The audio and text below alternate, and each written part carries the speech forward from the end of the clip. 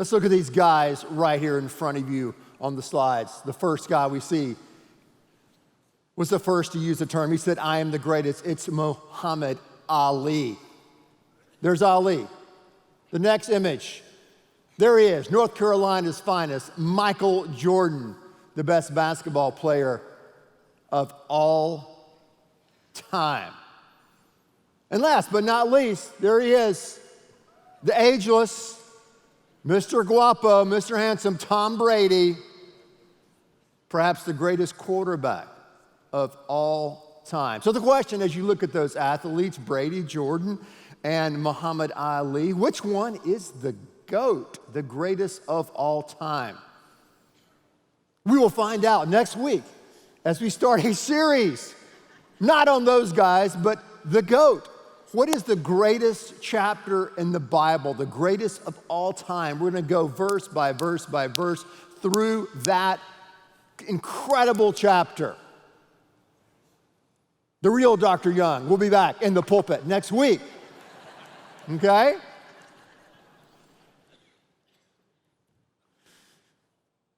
I'm going to start off by asking you a question. This is a difficult question, but let's just start right here. Let's just dive right into it, if we would, okay? And I do not want a show of hands. Do not need a show of hands.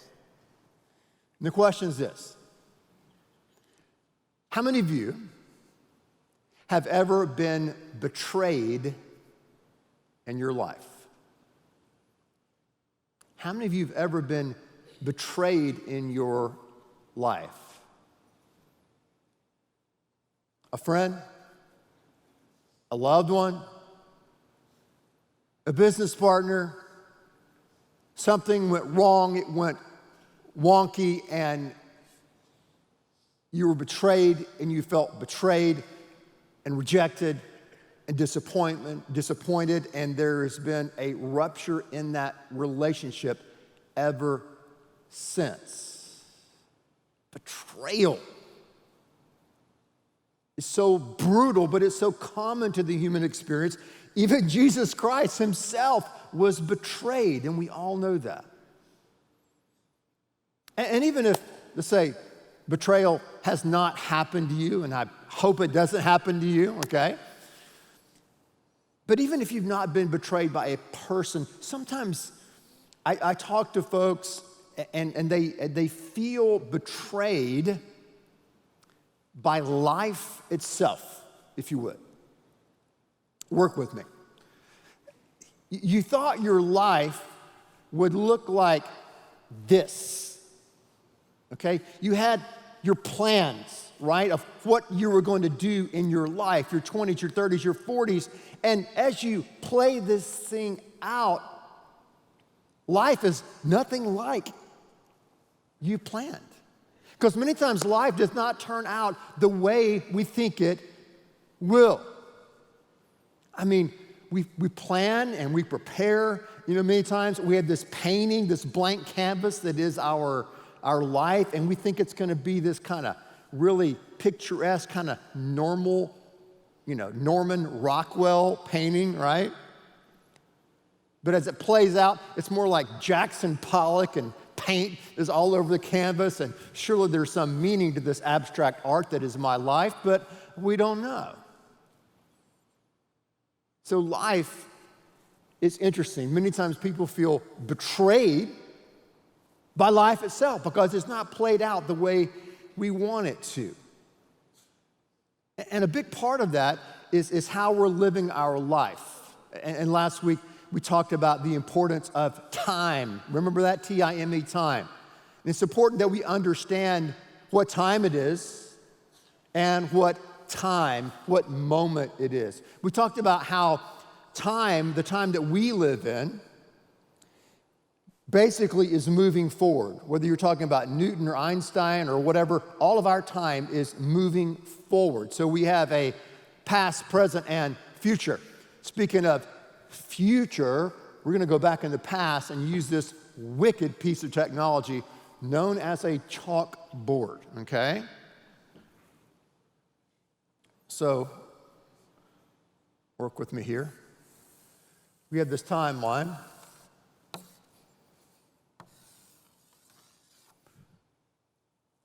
We have the past.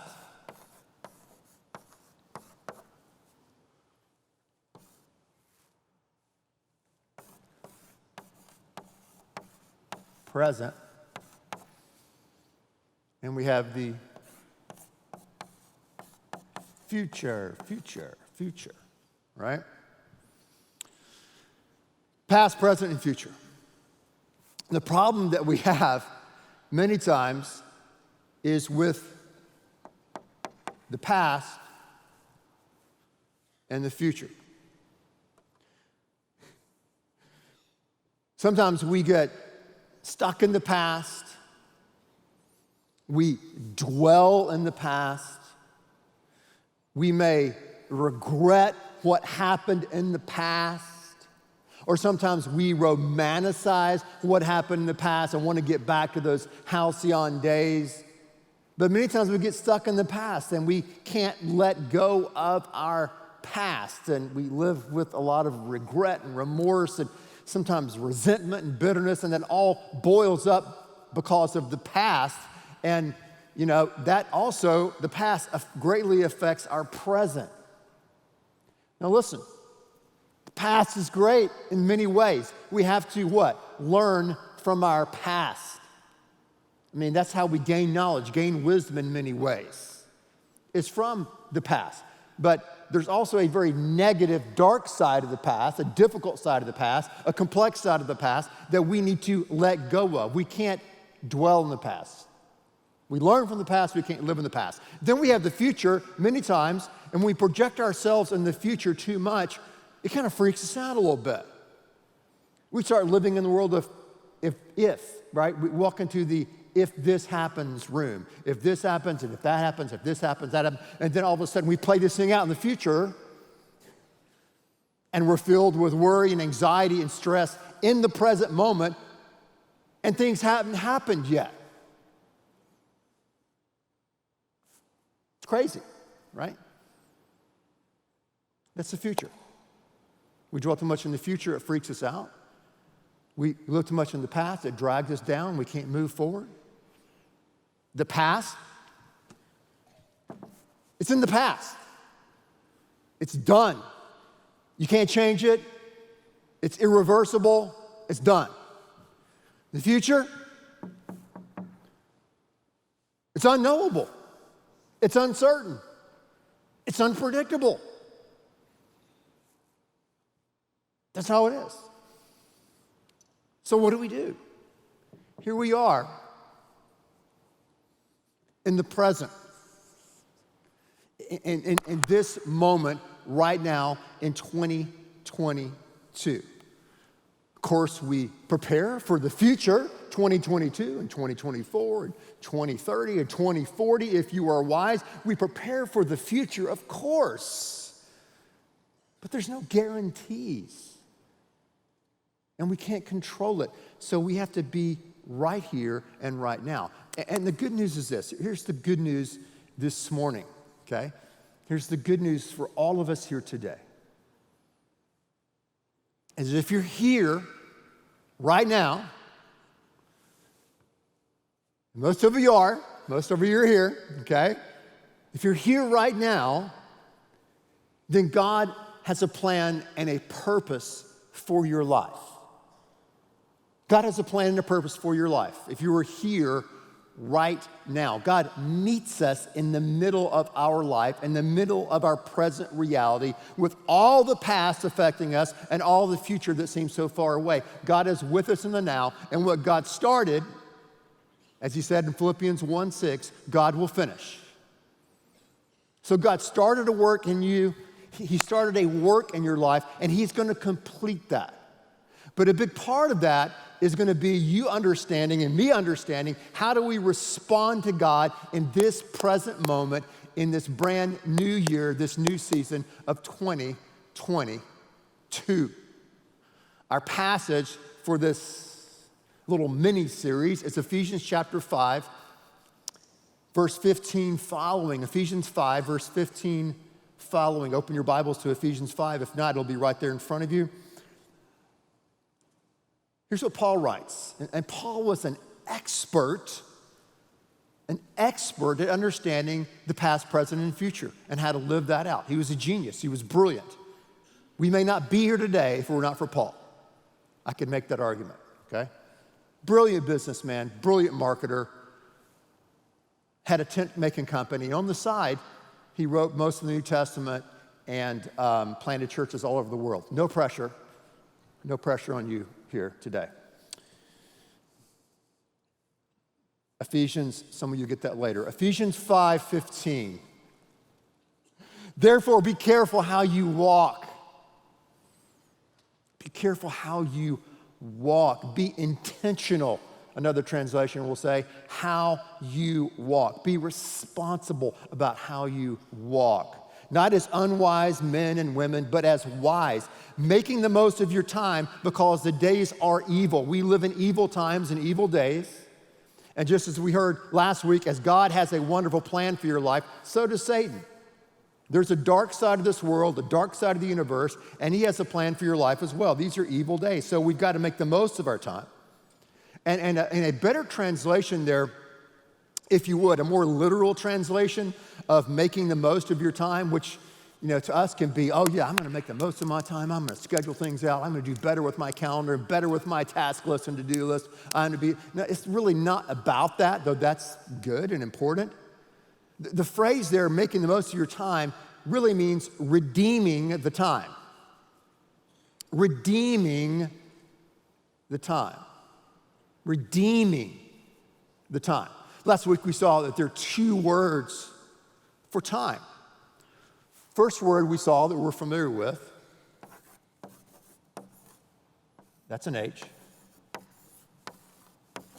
is chronos. So we get the word chronological.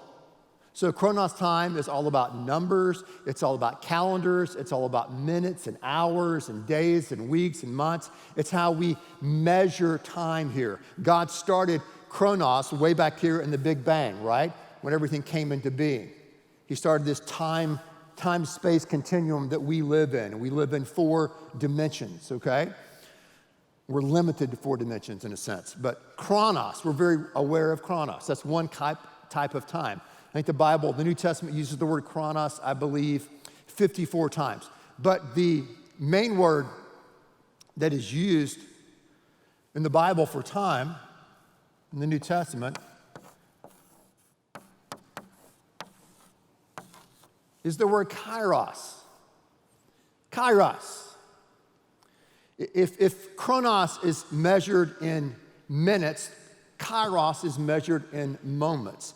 If chronos is all about technology, kairos is more about nature. If chronos is mathematical, then kairos is magical. Chronos is law, kairos is grace. Chronos is heavy. We feel like it's weighting us down. Time's running out. Better check off our bucket list, right? Chronos is heavy. Kairos is light. When you think about chronos, think about a clock. Tick, tock, tick, do, tick, tock, tick. Time. Chronos keeps on slipping into the future, as Steve Miller tells us. Think of a clock. Kairos, think of the Christ. Think of Christ. So we are to redeem the time. Redeem the time. But how do we do that? How do we do that? How do we redeem the time if redemption, what we consider redemption here, happened some 2,000 years ago on a hill outside of Jerusalem? What does that have to do with you and me today, really? Okay? So, let's do this. God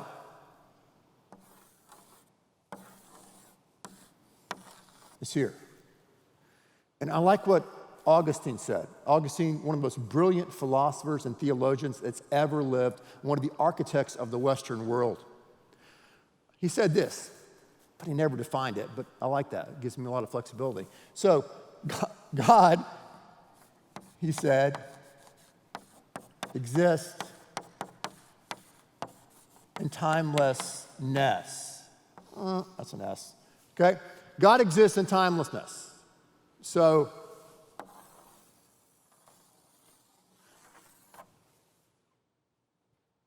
God is present here, not just in the beginning of the creation. In the beginning, God created the heavens and the earth. John 1:1 says, in the beginning of the beginning was the Word, and the Word was with God, and the Word was God. He was with God in the beginning. So there is a beginning before the beginning. God is absolute being, okay? He's the only non-contingent reality in the universe or universes. And all time to God is now. It's all time, it's present. So God was present in the past. God's present here. God's present right now. God's going to be present in your tomorrow, next month, next week. And God's going to be present in the future. And God's going to be present at the end of the world. And let me tell you when the end of the world is going to happen. The end of times. You've already wondered about the end of times? Let me tell you when that's going to happen. I do not know. No one knows. I encourage you to read the Gospels. Jesus said many times, no one knows. The disciples were like, God, Lord Jesus, tell us the chronos. No, I'm not going to tell you the chronos, the time. No one knows. The book of Acts, after the resurrection, he's about to be ascended. Oh, Lord, tell us the chronos, tell us the time. No, I'm not going to tell you the time. I'm not going to tell you the chronos of when I'm coming back. No one knows that time. We have all these people on TV who write books and have seminars who know exactly when he's coming back. Anyway, had to get that off my chest this morning. I apologize. But no one knows the chronos, okay? No one does. God himself of when he's coming back. So God exists in timelessness. All time is present to God. So think about it. We exist in 4 dimensions of time. But even modern physics and string theory has proven, if you would, that there are at least 11 time dimensions. So God, we know, at least dwells in 11 time dimensions. Of course, God is really transcendent over those 11 time dimensions as well. So we're limited to past, present, future. God's not limited at all to that. Everything's present to God. He lives in timelessness. And many times we have these moments when God's timelessness, his eternity, his power, his presence breaks into our life. That's kairos. Kairos. Kairos are moments in nature, moments in life, moments in prayer, moments at work, where all of a sudden, boom, we kind of experience the presence and the power of God in that moment. So then you have this massive, earth-shattering, watershed, kairotic moment, if you would, called the incarnation. All right? It's crucifixion and resurrection. Okay? So God comes to us. He enters the story. He enters into this chronos and lives a perfect life, dies a death on the cross, and then rises again on the 3rd day. Quite amazing. And I like what Kierkegaard said about Christmas, in a sense. Christmas is not just God becoming a man, God becoming a baby in Christ. Christmas, or the incarnation, is eternity entering into time. Eternity is entering into time. The infinite is entering into the finite for this moment, okay? It's kind of crazy, it's kind of wild. But you could say it is, but is it really? How many of you, and I'm going to ask for a raise of hands, how many of you like Alfred Hitchcock? Do you like Hitchcock? Any Hitchcock fans? A couple honest people here. Yeah, Hitchcock was great. One of the things Hitchcock would do was in almost, I think, every one of his movies, I believe, and you can correct me if I'm wrong, okay? And I might be, but that's okay. But in most of his movies, Hitchcock, who was the director of these films, would kind of enter himself in the picture. Just kind of randomly. You know, someone gets on a bus and there's Hitchcock sitting there, you know, or he's selling papers or doing something random. He usually doesn't speak. He just kind of inserts himself as a character in his film. Well, if Hitchcock can insert himself as a character in his film, if there is a God, how much more can this God insert himself in our humanity here on planet Earth? What's that to God? And that's what he did. eternity entered into time. God lives in timelessness.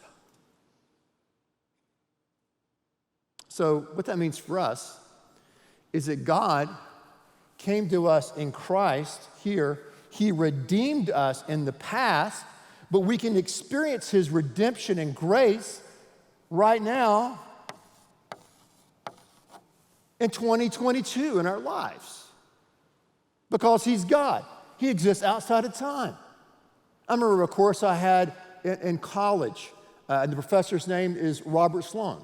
He's now president of HBU. But he drew this next to the crucifixion and resurrection symbol.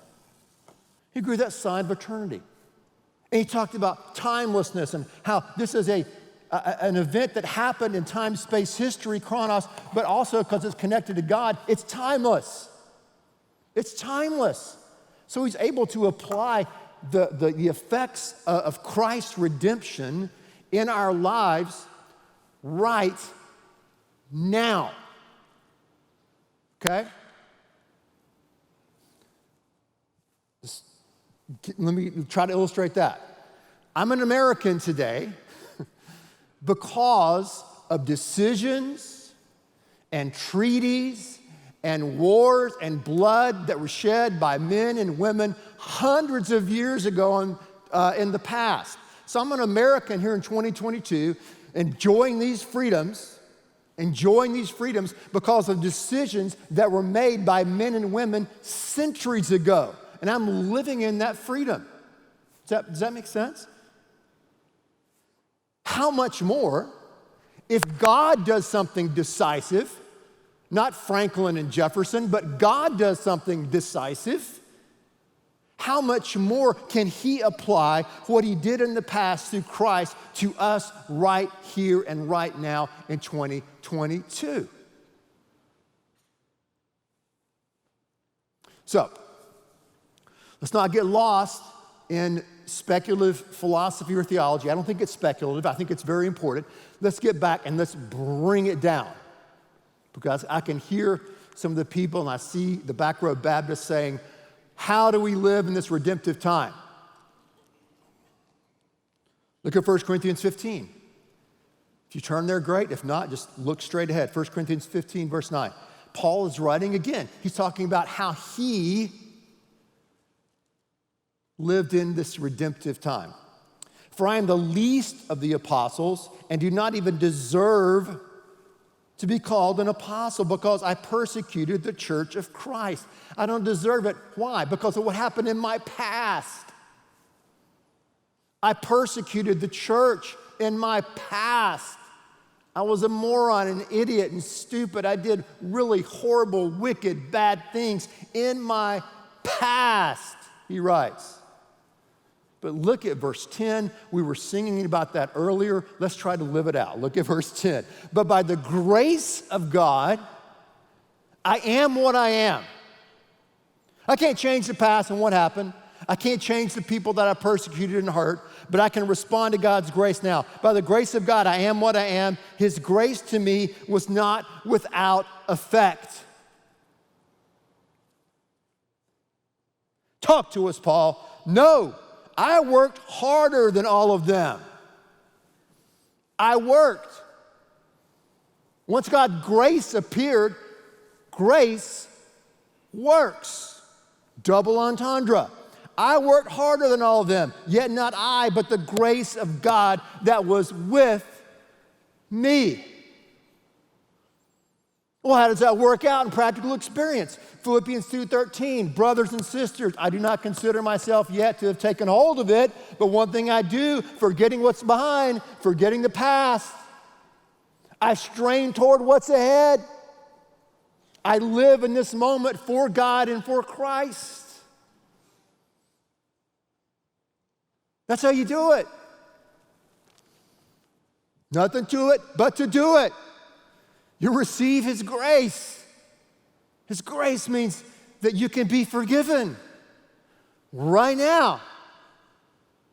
You can be restored right now. You can be filled with His Spirit right now. You can start doing God's will right now.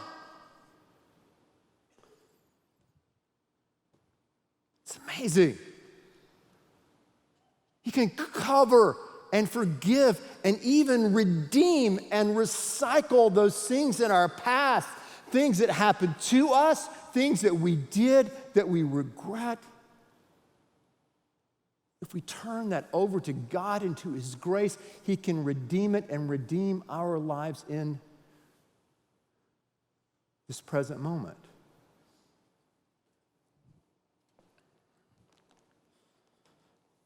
I was having a conversation with a friend of mine about 6 months ago. Driving around the car, talking about different things, and all of a sudden, my friend said, I like to follow God like this, because my friend said, my God is a now God. It's like, wow. That's good. My God is a now God. He's a now God. And He calls us to live for Him and to respond to Him right now. Right now. Jerry Sitzer, look at this quote. He says, we have no power to return or reverse the past, and no power to control or predict the future. We only have now. We can be confident that God is in this now working His redemption. God is a now God. He's a now God. And He calls us to follow Him, to respond to Him in the now. And say, God, come into my life once again. I want to follow You once again. And God, I want You to redeem and recycle all the stuff in my past. And I want to live for You in the now. And that will better prepare me for the future. He goes on, and I'll just read verse 17. Ephesians 5:17, in that passage you looked at earlier, he says, don't be foolish. Understand what the will of the Lord is. You can do God's will right now, right where you are. God meets us where we are to take us where we need to be. God meets us in circumstances many times that are not idyllic. He meets us in circumstances that are tough and brutal, and maybe you're suffering. But if I follow God in the now, in this minute, in this hour, in this chronos, I experience His kairos as time plays out, and your timeline and my timeline, God is working the process of redemption in your life and in my life.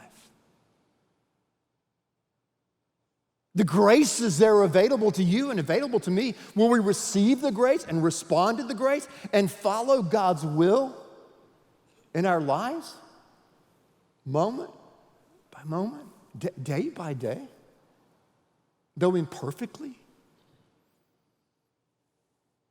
God's a now God. He's a now God, and all we have is this present moment.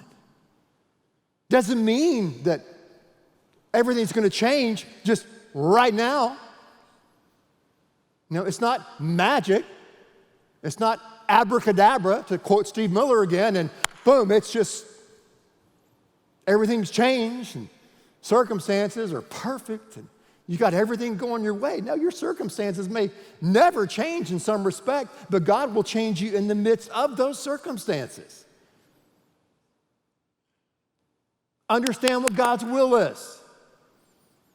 God's will right now for you, God's will right now for me is to love God with everything that I have. God, I want to love You to the best of I can with my mind, my heart, and my soul, and I want to love others in front of them. I want to serve others in front of them. God, I want to go to work tomorrow morning, and I want to serve others by the way that I work and the way I represent You. God, I want to go to school tomorrow, give myself to school, give myself to my activities, my sports, my studies, as if I'm working unto You. I want to do Your will in my life, in this moment. And He gives us, as Paul said, the grace to do that. He empowers us to do that. One day, one moment, one now at a time. So we respond to God in the now, right now. We respond to God in the now after church is over. We respond to God in the now. We keep responding to Him, responding to Him, responding to Him. And over time, he builds this redemption story in our life. He starts working something good in our life. It's really amazing.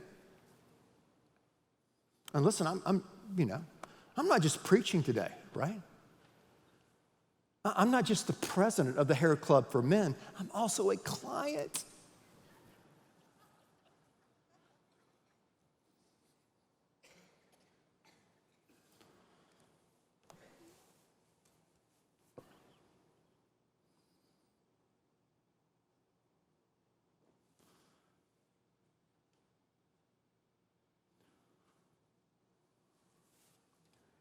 Years ago, I lived in Mexico City.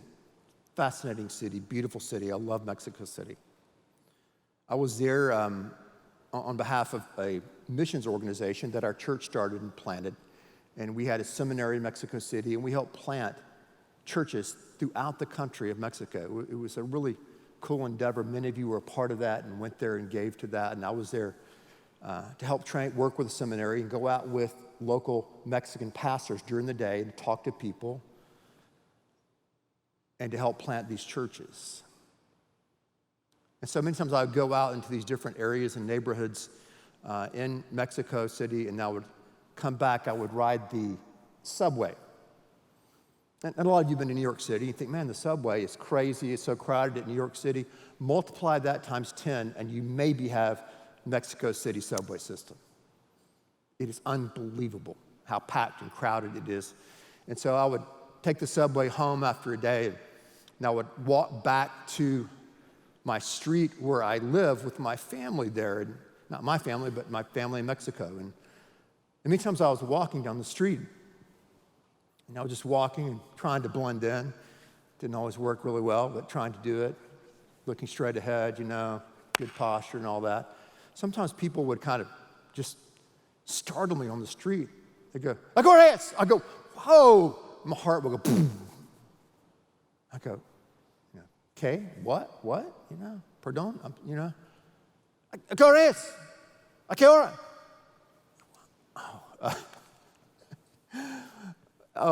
Cinco y media. They want to know what time it is, right? What's the time? What's the chronos? They want to know what time it was. But they said it so fast, I wasn't expecting it. It kind of startled me. What time is it? What time is it? That's a good question. It's important to know what time it is. We have to keep our schedule. We have to get things done. I get that. But a better question, I think, for us today is not what time is it, but what time is it in your life? What time is it in your life?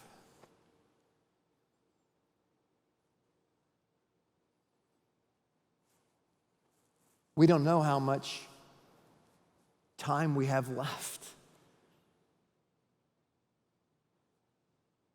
We don't know if we have a little time left, a little chronos, or a lot of chronos. We don't know.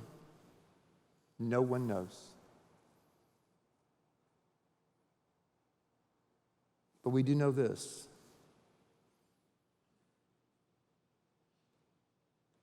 If you respond to God in the now, it can be a kairos moment. And you could start that process with Him in His grace of redeeming the time. Let's do that together today in this brand new year.